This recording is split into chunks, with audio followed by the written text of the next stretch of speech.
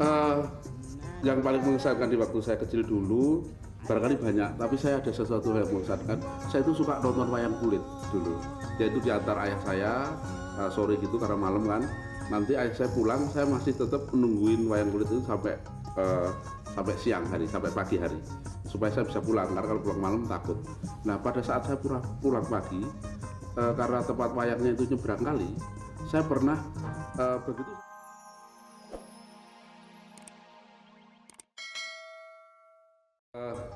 Nama saya Wahyu Sardono, yang diberikan oleh orang tua saya. Wahyu itu artinya nama Tuhan, Sar itu saya lahir di bulan Jawa Besar, Dono itu pemberian. Jadi pemberian yang paling besar itu adalah nama Tuhan, yaitu saya ini. Yaitu saya lahir tanggal 30 September tahun 51 di kota Solo. Bapak saya seorang polisi, pangkatnya Letkol, artinya Letnan Kolot. Dari dulu Letnan dulu nggak naik-naik, tapi nggak jadi soal bagi saya. Toh dia bisa membesarkan saya dan saudara-saudara saya. Saya 4 bersaudara dan saya satu-satunya lelaki. Arjunanya lah saya. Gitu. Sekolah saya dari SD itu pindah-pindah. Karena ayah saya tadi saya katakan seorang polisi, tapi pindahnya nggak pernah jauh. Karena kalau jauh kesasar juga. Jadi saya lahir di kota Solo, saya pernah sekolah di kota Solo. SD-nya pernah di Klaten, pernah di sebuah kota kecil namanya Gondang Winangun. Jadi saya berpindah-pindah terus gitu. Itulah sekolah saya SD. Terus SMP saya di Klaten, SMA saya di di kota Solo, terus universitas saya di Jakarta. Saya suka sih, tidak suka itu kelihatannya hobi gitu ya, berantem. Tapi saya pernah berantem, betul-betul pernah berantem. Tetapi saya sebenarnya dalam hati kecil saya takut. Tapi karena saya laki-laki ya saya berusaha untuk tidak takut. Sehingga waktu berantem itu saya banyak nangkisnya daripada mungkulnya. Gitu. Saya nangkis terus, saya pikir, oh iya ya, dari saya kok ya mukul tuh saya nggak berani. Kalau nanti saya pukul dan dia terasa sakit, pasti dia akan memukul saya lebih keras lagi. Maka saya tangkis saja. Dan saya lebih banyak menangkis pakai pipi daripada pakai tangan saya gitu dulu. Semuanya gara-gara diadu. Pertama hanya sekedar ledek-ledek, terus diadu berani nggak? Wow, berani. Terus saya digiring ke belakang sebuah sekolah berantem itu. Tapi saya banyak nangkis ya. Gitu. Kenapa saya berani? Karena banyak teman-teman saya. Pasti saya akan dipisahin nanti gitu loh. Nggak mungkin di berantem dibiarin aja gitu. Itu karena keberanian saya. Yang kedua, saya pernah berantem juga, diadu juga oleh orang-orang yang lebih dewasa. Tapi untung ada kakak saya perempuan. Gitu. Jadi saya dibela oleh kakak perempuan saya. Musuh saya tadi ya pada dasarnya adalah teman saya sendiri.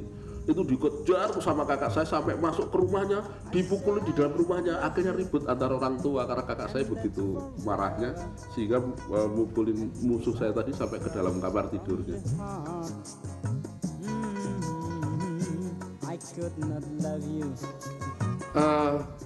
Yang paling mengesankan di waktu saya kecil dulu barangkali banyak, tapi saya ada sesuatu yang mengesankan. Saya itu suka nonton wayang kulit dulu, yaitu diantar ayah saya sore gitu karena malam kan. Nanti ayah saya pulang, saya masih tetap menungguin wayang kulit itu sampai siang hari, sampai pagi hari, supaya saya bisa pulang, karena kalau pulang malam takut. Nah, pada saat saya pulang pagi, karena tempat wayangnya itu nyebrang kali, saya pernah begitu saya nyebrang itu ada datang air bah itu. Saya pertama kali hanyut di situ. Saya betul-betul di ujung air bah itu. Saya betul-betul terguling-guling dan jauh sekali. Akhirnya saya bisa kebetulan bisa ke pinggir gitu. Saya bisa selamat gitu. Tapi itu mengesankan sekali karena saya nggak menduga bahwa air yang besar membawa badan saya kurus. Waktu itu saya kurus sekali, walaupun saya sekarang tidak begitu gemuk. Itu yang paling mengesankan. Saya pernah hanyut di sebuah kali. Cita-cita dari kecil saya tidak jadi pelawak ya. Tapi saya pengen jadi dokter waktu itu. Karena saya pengen jadi dokter, cuman upayanya nggak ada.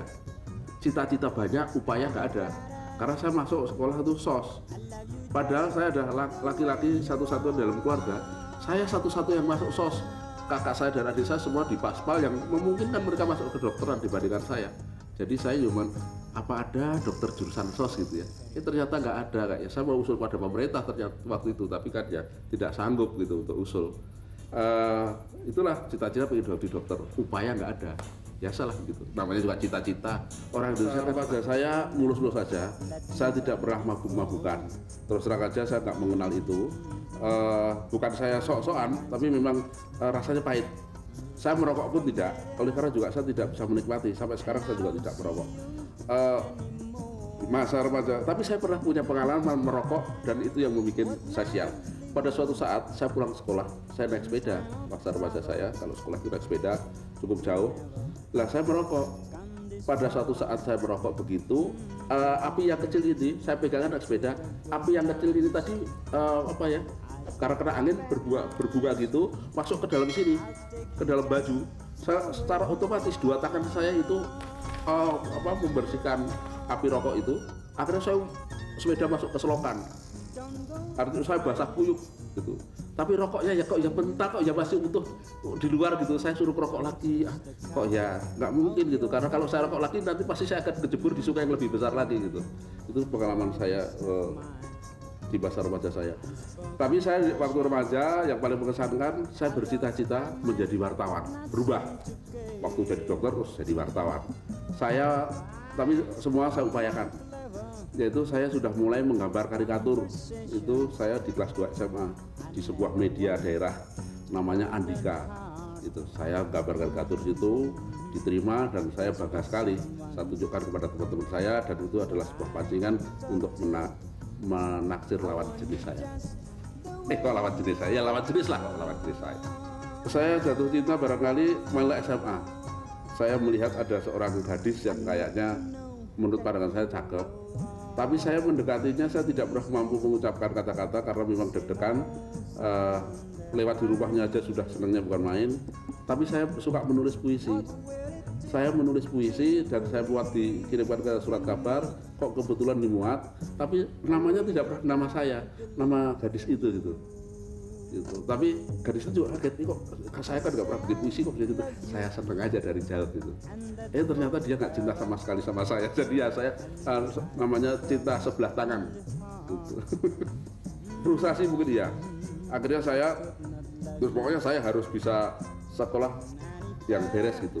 Karena ternyata saya lihat waktu itu gadis yang saya taksir itu naksir teman saya. Gitu. Saya harus bisa sekolah lebih tinggi gitu. Hanya itu aja pikiran saya waktu itu.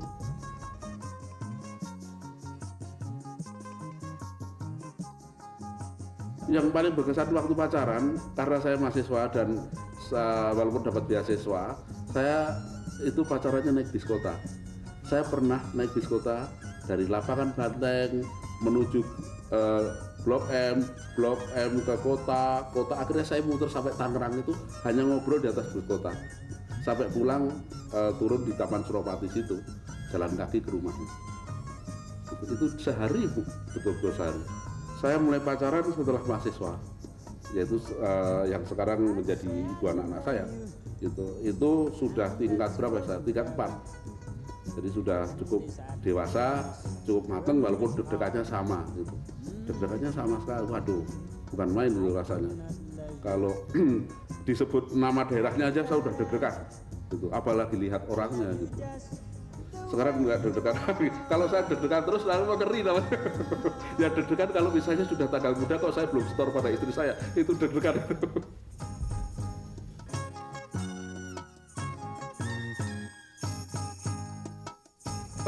Sebetulnya saya terus terang saya memang tidak bercita-cita menjadi pelawak. Cita-cita tadi saya dari remaja sampai menjadi pelawak, ingin jadi wartawan. Tapi pada suatu saat ada sebuah acara di kampus itu yang ibaratnya seperti mobilisasi umum gitu ya. Semua mahasiswa kumpul di suatu daerah, yaitu di Cibubur waktu itu.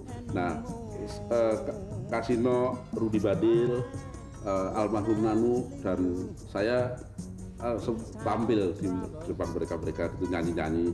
Lama-lama mahasiswa pada tahu, sehingga waktu itu terus kita itu selalu menghibur dari kampus ke kampus. Akhirnya ada radio swasta yaitu Prabos menawari kita untuk siaran di situ. Kita siaran ngalor itu bahannya dari koran-koran.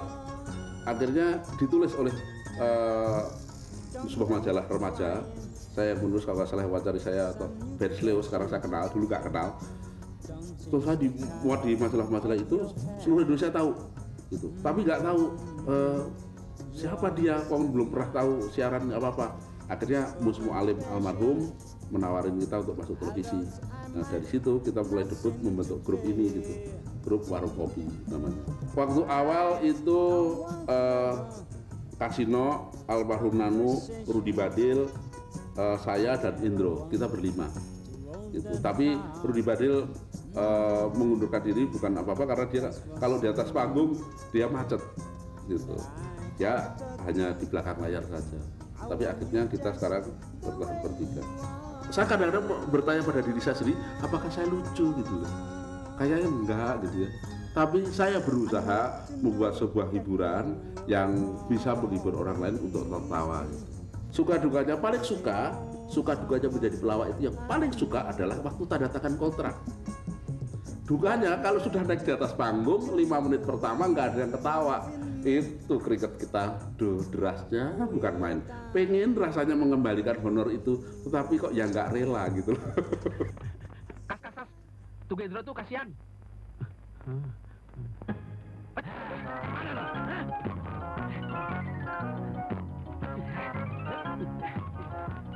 Jangan lari.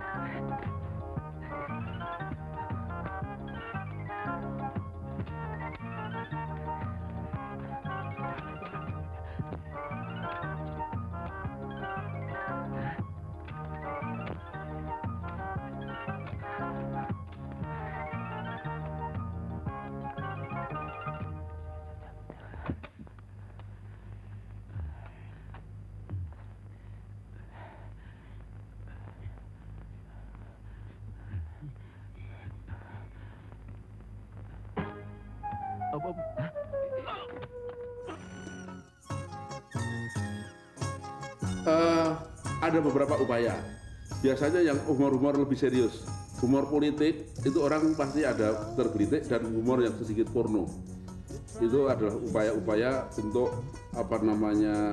membebaskan diri dari kemacetan itu. Asal semua persyaratan dipenuhi, artinya sound system besar. Gagal itu karena sound systemnya nggak besar sebetulnya. Jadi kita kalah dengan gemergengnya penonton gitu. Tapi kalau penonton sepi dan sound systemnya besar sekali, bisa menguasai massa, biasanya tidak pernah gagal. Kalau zaman dahulu, waktu kita tidak main di waktu kita main di tempat umum untuk mencari tema, itu adalah kita survei dulu apa saja di kota itu yang menjadi bahan perbincangan mereka, yang unik-unik, itu baru kita kemukakan. Tetapi repotnya yang penonton-penonton heterogen itu wah bahannya harus banyak sekali, harus melayani berbagai pihak. Tetapi sekarang lebih enteng, oleh karena kita lebih sering main pada penonton-penonton yang homogen, yaitu sebuah kantor bank. Nah, itu gampang sekali kita cari bahan baca tentang bank itu. Perlu latihan supaya nanti omongan Indro bisa saya tangkap, omongan Kasino bisa saya tangkap. Kalau kita improvisasi, saya takut meleset, nanti bisa ditafsirkan yang tidak. Karena kadang-kadang ada humor-humor yang lebih serius. Tentang dunia layar lebar film, kenapa saya selalu dekat wanita-wanita cantik? Barangkali itu garis tangan saya barangkali. Nggak tahu, garis tangan saya barangkali kok ya selalu dekat wanita cantik gitu. Jarang dekat-dekat dengan Anda misalnya, dengan para pria-pria yang berkumis, itu jarang sekali. Itulah, tapi tidak menjadi soal karena saya menyadari betul kenapa saya harus dekat wanita cantik, karena saya bertiga itu jelek-jelek semua. Kalau saya berdampingan dengan wanita yang jelek juga, yang nonton siapa nanti?